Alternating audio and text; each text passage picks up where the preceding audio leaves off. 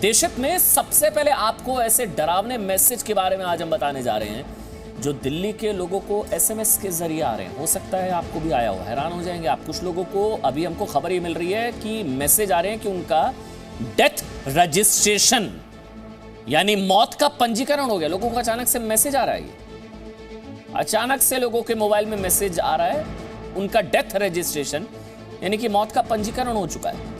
दिल्ली के लोगों को यह मैसेज आपको बता दें दक्षिणी दिल्ली नगर निगम की ओर से आ रहे हैं। सबसे पहले हम आपको उन लोगों की बात सुनाने जा रहे हैं जिन्हें ये मैसेज मिले हैं, मौत के मैसेज मिल रहे हैं और उनका बेहद घबरा जाना वाकई में बहुत ही स्वाभाविक है।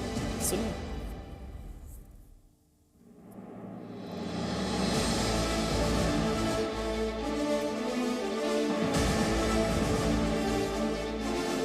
दक्षिणी नगर निगम की तरफ से इस तरह के मैसेजेस आ रहे हैं, लोगों को मैसेज आ रहे हैं, डेथ रजिस्ट्रेशन मौत का पंजीकरण हो गया है, इस तरह के मैसेजेस लोगों को आ रहे हैं।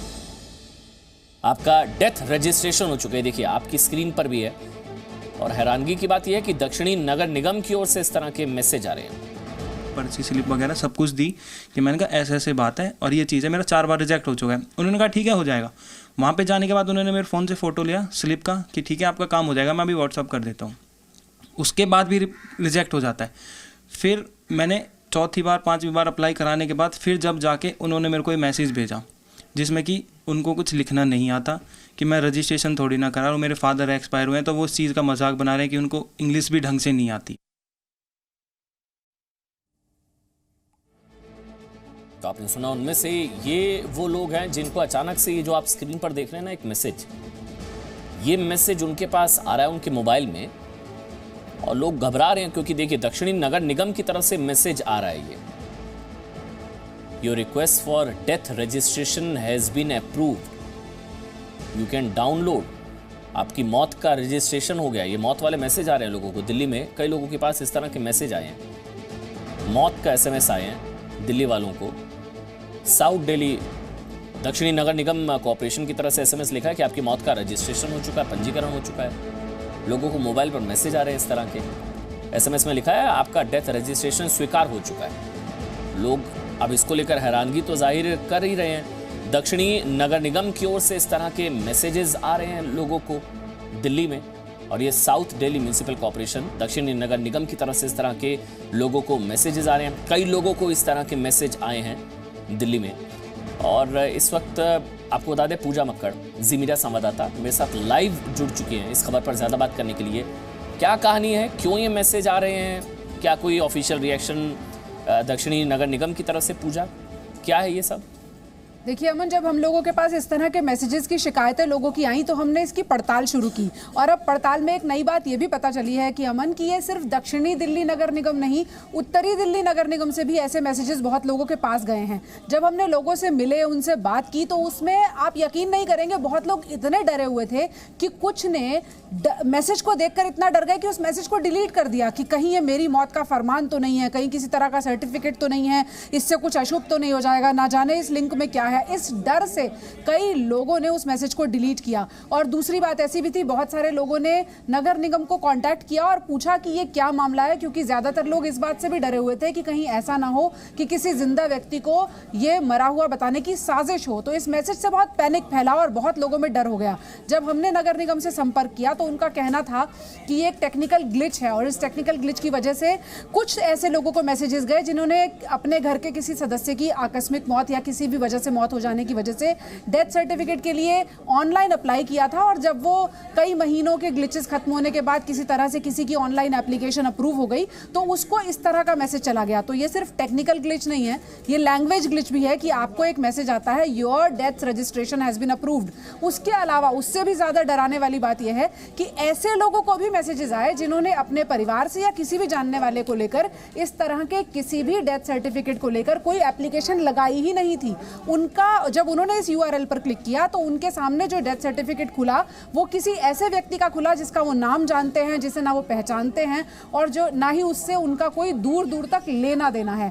तो जिसे एमसीडी सिर्फ एक टेक्निकल ग्लिच कहकर टाल रही है वो आम लोगों के लिए पिछले कई दिनों से, 2 दिनों से खास तौर पर मुसीबत का विषय बना हुआ है। और अब हर कोई एमसीडी में फोन करके सफाई जान रहा है कि ये मौत का फरमान आखिर किसके नाम का निकाला गया है। एमसीडी की सफाई भी सुन लेते हैं एक बार। पूजा, एमसीडी क्या सफाई दे रही है वो भी सुना दीजिए एक बार।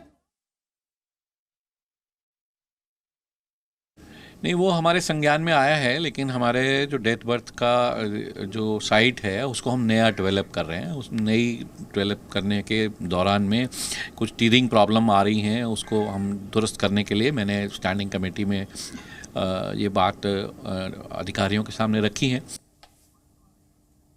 टेक्निकल ग्लिच कहा जा रहा है पूजा, लेकिन इस एक ग्लिच ने लोगों की धड़कनें बढ़ा दी। बिल्कुल अमन, हमने जब साउथ दिल्ली में बात की है जो नगर निगम के पार्षद हैं वहाँ पर उनसे, तो काउंसलर ने खुद बताया कि मेरे पास ही, मेरे इलाके से ऐसे 15-20 लोग आ चुके हैं। सिर्फ आया नगर की अगर बात करें तो 15 से 20 लोगों ने पार्षद से मिलकर उन्हें शिकायत की, उनसे पूछा कि ये मजाक है या क्या है, ये हमारे साथ क्या हो रहा है। उसके बाद नगर निगम को बताया गया तो उसने इसे टेक्निकल ग्लिच कहा। लेकिन अगर आप भाषा पढ़ें, जो ये कह रहा है your death registration has been approved, तो ये मैसेज अपने आप में भले ही हम इसे हल्के में ले लें, लेकिन जिसके पास आता है एक बार उसको तो बहुत डराता है। और इसीलिए लोग ये जानना चाहते हैं कि कहीं कोई साजिश तो नहीं है कि एक जिंदा आदमी को मरा हुआ बताया जा रहा है। लोग डरे हुए हैं यहाँ पर, लेकिन बंगाल में और भी डरावने हालात हैं, उसकी भी बात कर लेते हैं। शुक्रिया पूजा, क्योंकि देखिए बंगाल में अब ऐसा हो गया है कि किसी भी एक दिन अगर बमबाजी, हिंसा, मारपीट ये सब ना होना तो खबर होती है, क्योंकि हर दिन होता है। मतलब आप सोचिए ना, जब से चुनाव की घोषणा हुई है शायद ही कोई दिन ऐसा गया हो जब बंगाल में हिंसा, पत्थरबाजी, झड़प, मारपीट की खबरें ना आई हो। आखिर हो क्या रहा है बंगाल में? मतलब चुनाव हो रहा है, युद्ध हो रहा है, अब तो बम भी फट रहे हैं।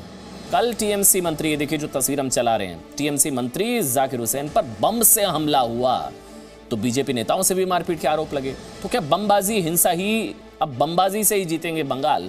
लेकिन सवाल तो ये देखिए, वो तस्वीर, ये देखिए आप, ये वो क्रूड बम, जब वहां पर बम फटा, मंत्री जी, टीएमसी के मंत्री जाकिर हुसैन ये स्टेशन पर थे, कोलकाता के लिए ट्रेन ले रहे थे, रात का वक्त था, अचानक से वहां पर ब्लास्ट हुआ। लेकिन बौद्धिक बंगाल कैसे बमजीवी बंगाल बनता जा रहा है? वैसे तो बंगाल में हिंसा और राजनीतिक हत्याओं का दौर बहुत पुराना है, चाहे लेफ्ट का शासन हो या अब ममता का। लेकिन हाल के दिनों की हिंसा ने सबको हैरान कर दिया, डरा दिया। लोग पूछ रहे हैं कि क्या लाशों पर सरकार बनेगी? क्या खून खराबा, हिंसा, बमबाजी ही बंगाल की नियति है?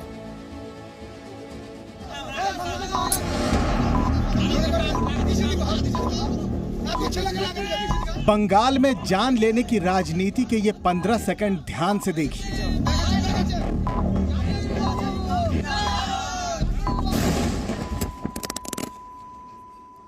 जान लेना जुर्म है,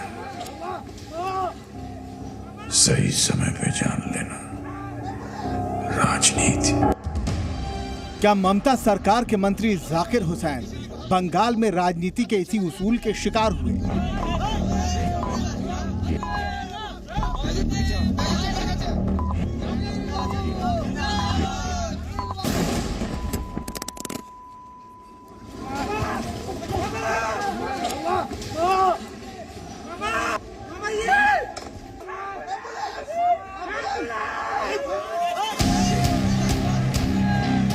जान लेने की इस विभत्स राजनीति की टाइमिंग देखिए, ब्लास्ट की टाइमिंग देखिए।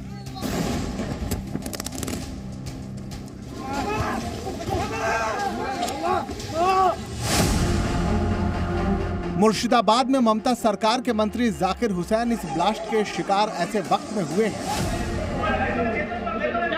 जब बंगाल में चुनाव की तारीखों का ऐलान होने वाला है। जब ममता बनर्जी चुनावी हिंसा न रोक पाने के आरोपों से घिरी है, जब चुनावी हिंसा का ज्यादातर आरोप टीएमसी पर लग रहा है और जब बीजेपी अध्यक्ष जेपी नड्डा भी चुनावी हिंसा के शिकार हो चुके हैं, कल ऐसे वक्त में ये ब्लास्ट हुआ।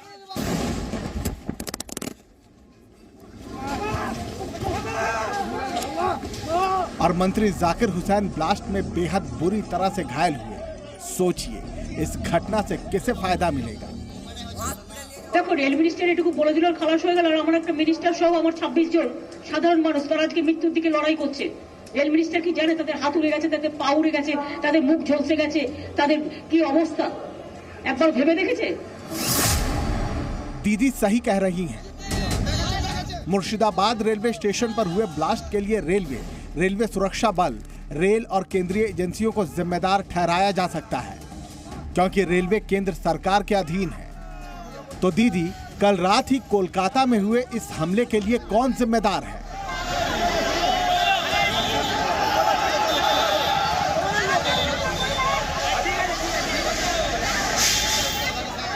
कल बीजेपी नेता शुवेंदु अधिकारी और उनके समर्थकों पर हमले का आरोप ममता दीदी के विधायक परेश पाल पर है।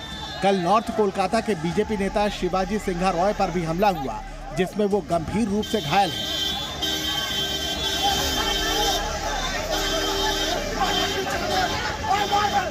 ममता दीदी, तृणमूल के गुंडों ने हमारे 130 कार्यकर्ताओं को मार डाला है।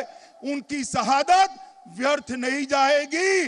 बंगाल की धरती पर ताकत के साथ कमल खिलने वाला है। ये बंगाल का रक्त चरित्र है और बंगाल का इतिहास बताता है कि चुनाव करीब आते आते ऐसी घटनाएं बढ़ने लगेंगी।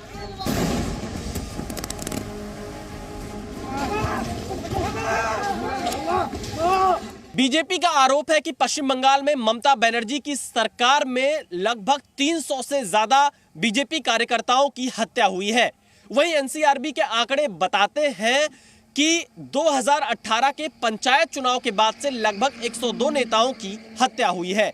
वहीं साल 1999 से 2016 तक औसतन हर साल 20 राजनीतिक हत्याएं पश्चिम बंगाल में हुई है। भारत में इतनी राजनीतिक हिंसा तो कश्मीर में नहीं हुई जितनी पश्चिम बंगाल में हो रही है। तो सोचिए, बंगाल की राजनीति को राजनीति का रक्त चरित्र बनाने का जिम्मेदार कौन है? ममता, लेफ्ट या कांग्रेस? क्योंकि आजादी के बाद इन्हीं 3 पार्टियों ने बंगाल पर शासन किया है। जो गुंडे ममता दीदी की सह पर आज छिप कर बैठे हैं, उनको मैं कहना चाहता हूं, जहां छिपना वो छिप जाओ।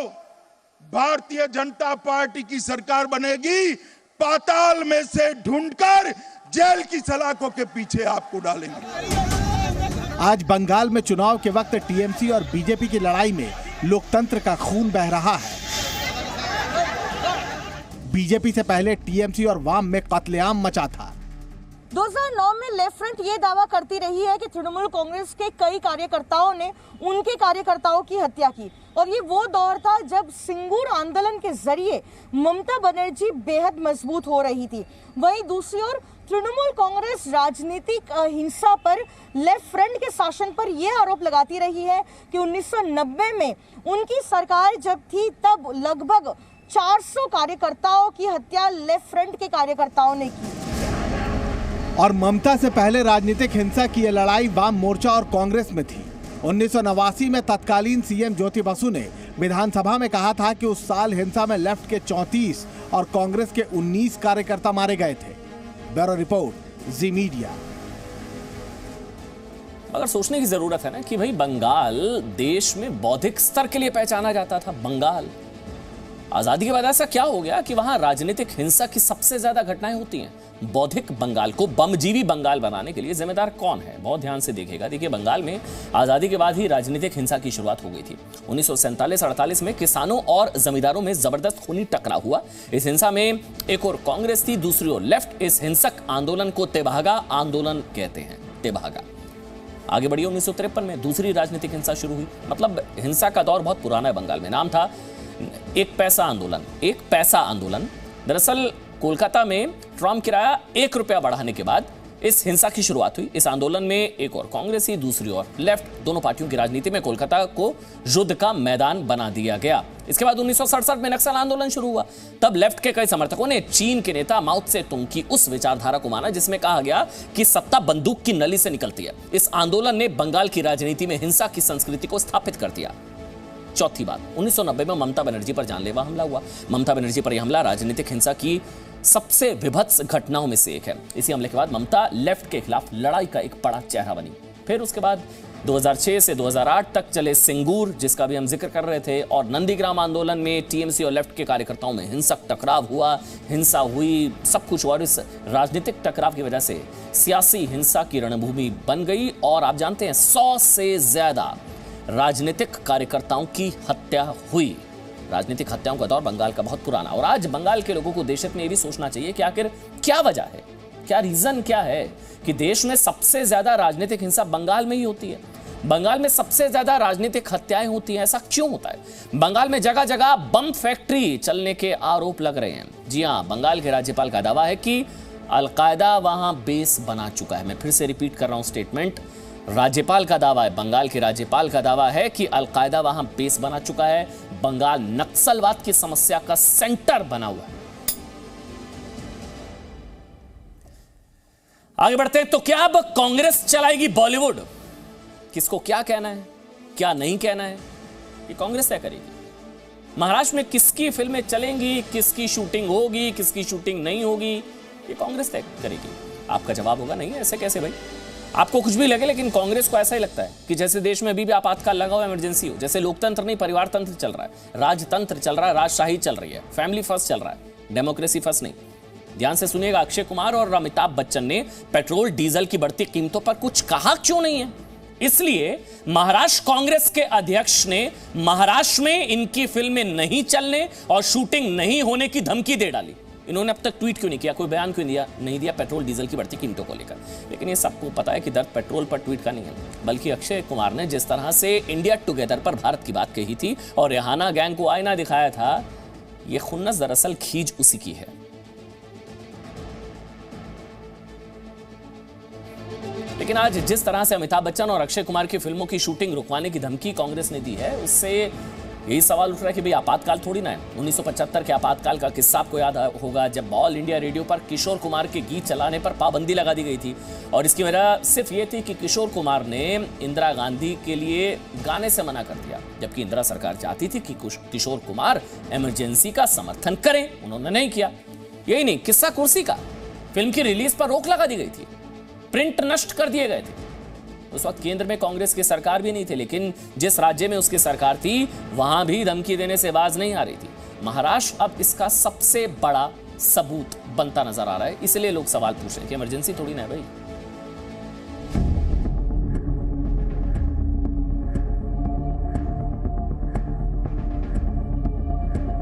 इंटरनेशनल बाजार में कच्चे तेल के दाम क्या है, अमिताभ बच्चन जी और अक्षय कुमार को मालूम नहीं।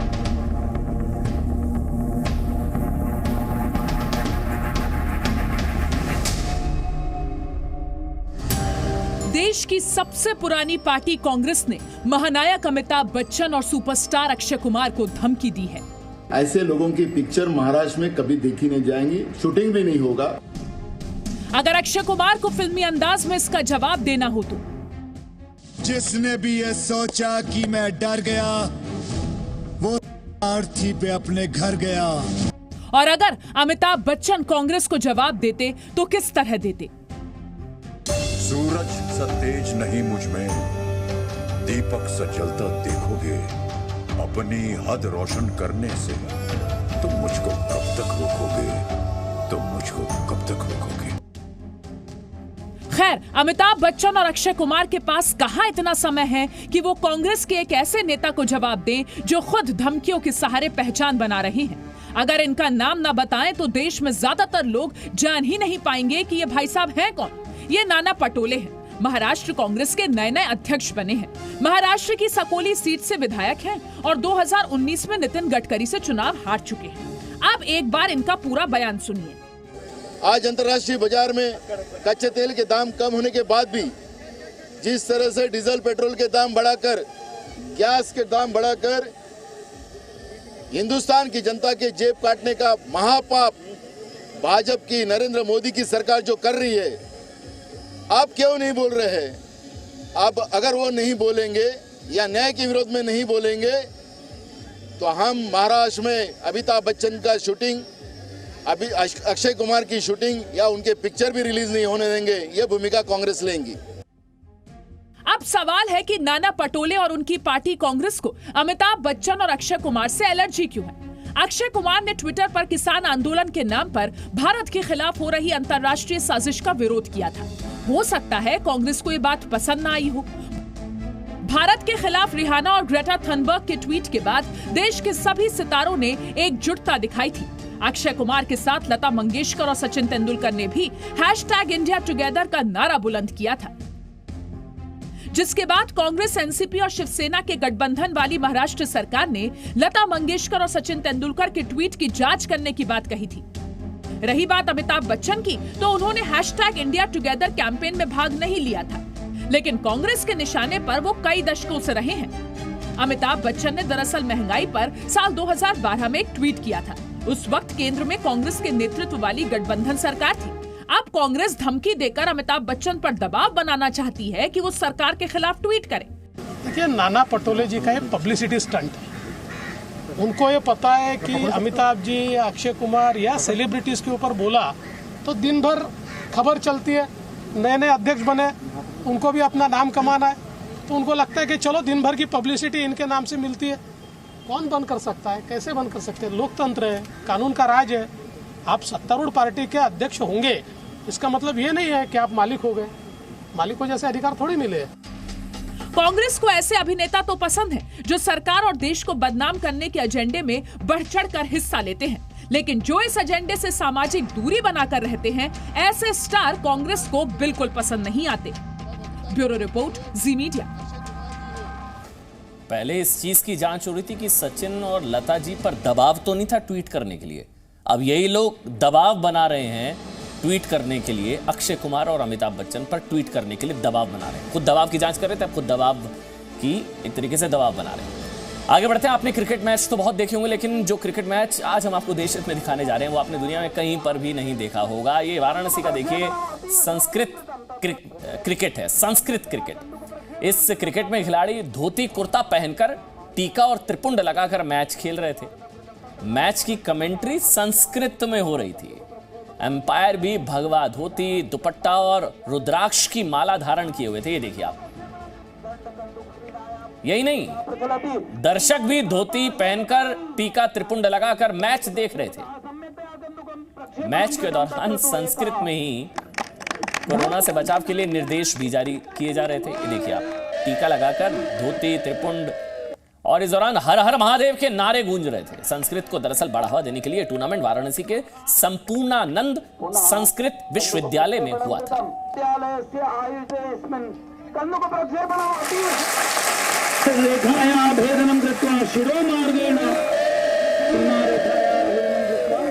सम्यक्तया कन्दुक प्रक्षेपणं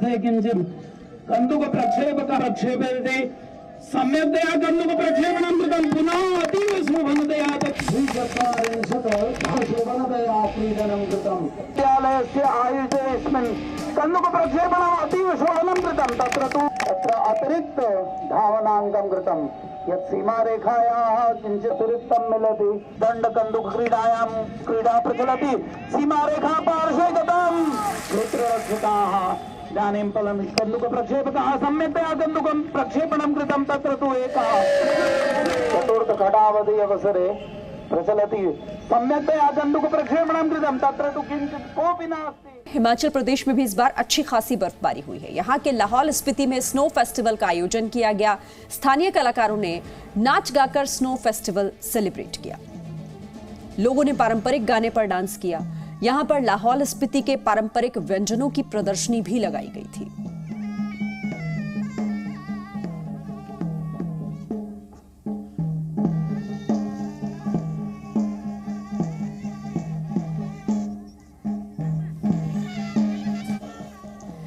देशहित में अब बात आपकी जेब से जुड़ी हुई करते हैं। पेट्रोल और डीजल की कीमतों ने लोगों को परेशान कर दिया है। आज भी पेट्रोल और डीजल के दाम बढ़ गए।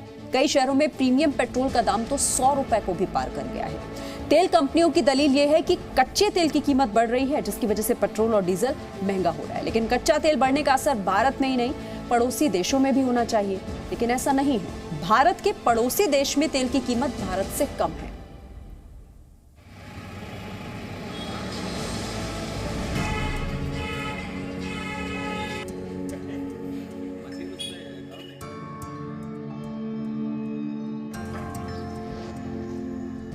अब ऐसा लग रहा है कि भरवाई ना, मतलब पैदल ही चले आप।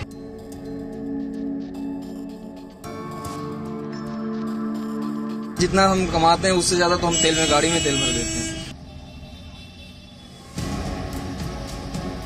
को हफ्ते में जाता है तो वो अभी 5 दिन के अंदर भी नहीं जाता।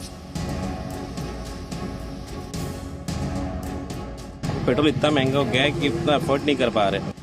100, शतक, 100। क्या कभी आपने सोचा था सेंचुरी सिर्फ क्रिकेट में ही नहीं लगेगी बल्कि पेट्रोल पंप पर भी लगेगी? यकीन नहीं आता तो पेट्रोल पंप के इस मीटर को ध्यान से देखिए। 101 रुपए 53 पैसे प्रति लीटर। जी हाँ, ये पेट्रोल की सेंचुरी है। भोपाल के एक पेट्रोल पंप पर प्रीमियम पेट्रोल की कीमत 101 रुपए के भी पार पहुंच गई है। हालांकि यहाँ नॉर्मल पेट्रोल 100 रुपए नहीं पहुंचा है, लेकिन दाम बढ़ते रहे तो बामुश्किल 3 से 4 दिन में नॉर्मल पेट्रोल भी शतक बना ही लेगा। देश के कई शहरों में प्रीमियम पेट्रोल की कीमत 100 रुपए के पार है। फरवरी में अब तक पेट्रोल डीजल के रेट में 11 बार बढ़ोतरी हो चुकी है। इसकी वजह से दिल्ली में पेट्रोल 3 रुपए 24 पैसे और डीजल 3 रुपए 47 पैसे महंगा हुआ है। लगातार महंगे होते पेट्रोल के पीछे वजह है कच्चे तेल की कीमतों में आ रही महंगाई। जब कच्चे तेल के दाम दुनिया भर में बढ़ रहे हैं तो जाहिर है दुनिया में भी पेट्रोल डीजल महंगा होना चाहिए, लेकिन ऐसा नहीं है। भारत के पड़ोस के ही देश में भारत से सस्ता पेट्रोल भी मिलता है और डीजल भी। यकीन नहीं आता तो आंकड़े देखिए। दिल्ली में 1 लीटर पेट्रोल की कीमत 89 रुपए 88 पैसे है, जबकि पाकिस्तान में 51 रुपए 6 पैसे। दिल्ली में 1 लीटर डीजल 80 रुपए 27 पैसे है, जबकि पाकिस्तान में 52 रुपए 95 पैसे। इसी तरह मुंबई में 1 लीटर पेट्रोल का दाम 96 रुपए 32 पैसे है, जबकि बांग्लादेश में 76 रुपए 34 पैसे। मुंबई में 1 लीटर डीजल 87 रुपए 32 पैसे का है, जबकि भारत के पड़ोसी देश बांग्लादेश में 55 रुपए 71 पैसे का। चेन्नई में 1 लीटर पेट्रोल की कीमत 91 रुपए 98 पैसे है, तो श्रीलंका में इसकी कीमत 60 रुपए 21 पैसे। चेन्नई में 1 लीटर डीजल 85 रुपए 31 पैसे का है, तो श्रीलंका में डीजल की कीमत सिर्फ 38 रुपए 86 पैसे ही है। आंकड़ों से साफ है कि भारत के पड़ोसी देशों में पेट्रोल और डीजल 30 से 50% तक सस्ता है। अब आपके मन में सवाल होगा कि क्या अपने देश में पेट्रोल डीजल की कीमत पड़ोसी देशों के बराबर आ सकती है? इस सवाल का जवाब है हाँ, आ सकती है, लेकिन केंद्र और राज्य सरकार चाहें तो।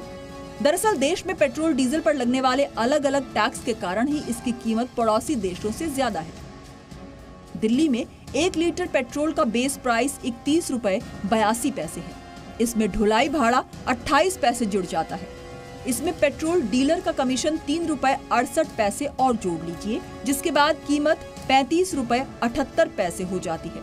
इस पर केंद्र सरकार की एक्साइज ड्यूटी 32 रुपए 90 पैसे लगती है। इसके अलावा दिल्ली सरकार की ओर से लगने वाला वैट 20 रुपए 61 पैसे भी जुड़ता है। यानी दोनों टैक्स को मिला दें तो करीब 53 रुपए 51 पैसे तो सिर्फ टैक्स ही लग जाते हैं। यानी करीब 36 रुपए के पेट्रोल पर 53.5 रुपए का टैक्स। इसी तरह डीजल पर लगने वाले टैक्स का भी बंटवारा करे तो डीजल की कीमत सिर्फ 35 रुपए 61 पैसे है, जबकि इस पर लगने वाली केंद्र सरकार की एक्साइज ड्यूटी और दिल्ली सरकार के वैट का करीब 43 रुपए 48 पैसा है। अलग अलग राज्यों में वैट की कीमत भी अलग है। वैट की वजह से ही राजस्थान और मध्य प्रदेश में प्रीमियम पेट्रोल 100 के पार जा चुका है। अगर यही टैक्स आधा हो जाए तो आपकी जेब को कितनी बड़ी राहत मिलेगी, आप इसका अंदाजा खुद लगाइए। जब से मोदी साहब प्रधानमंत्री बने तब से 217% एक्साइज ड्यूटी में बढ़ोतरी हुई। इस तरीके से दाम बढ़ाकर लोगों पे आर्थिक हमला करते हुए ये स्वीकार नहीं। पेट्रोल डीजल एक ऐसी चीज है जो जनता से सीधे जुड़ी हुई है और फल सब्जी से लेकर अनाज तक की ढुलाई पर भी इसकी महंगाई असर डालती है। ऐसे में जनता को राहत देने के लिए केंद्र और राज्य दोनों को मिलकर कदम उठाने चाहिए। ब्यूरो रिपोर्ट, जी मीडिया। एक ऑटो ड्राइवर की बेटी मान्या ने अपने संघर्ष और लगन के सहारे मिस इंडिया के रनर अप का ताज हासिल किया, लेकिन फर्श से अर्श पर पहुंचकर भी मान्या अपने संस्कारों को नहीं भूली। एक कार्यक्रम में शामिल होने पहुंची मान्या ने अपनी मां के पैर छुए, अपने पिता के आंसू पोंछे। मान्या की तस्वीरों को देखकर आपको भी लगेगा कि असली ताज तो ये संस्कार ही है। तस्वीर आप देखिए, पिता की आंखों में आंसू थे, लेकिन मान्या ने उन्हें पूछा, अपनी मां के पैर छूकर आशीर्वाद लिया। एक ऑटो ड्राइवर की बेटी जिसकी चर्चा आज पूरे देश भर में हो रही है और हर कोई मान्या की इस सफलता को सलाम कर रहा है। और देखिए ये जो कार्यक्रम था इसमें माता पिता उस ऑटो से ही पहुंचे जिस ऑटो को पिता चलाते हैं, जिसके चालक हैं वो, और एक ऑटो चालक की बेटी किस तरह से आज मिस इंडिया की रनर अप वो बनी। उन्होंने अपने माता पिता को किस आदर सत्कार के साथ यहाँ पर किस तरह से ट्रीट किया है, तस्वीरें आप देखें। Presenting B News app available on Google Play and App Store. Download it now.